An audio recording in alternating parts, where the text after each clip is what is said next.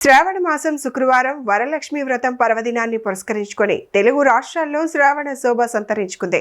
జిల్లాలోని పలు ప్రాంతాల్లోని ఆలయాల్లో అమ్మవారిని కూరగాయలు, కరెన్సీ నోట్లు, పసుపు కొమ్ములతో ప్రత్యేకంగా అలంకరించారు. సందర్భంగా భక్తులు అమ్మవారిని దర్శించుకునేందుకు ఆలయాలకు అధిక సంఖ్యలో తరలి రావడంతో రద్దీ నెలకొంది.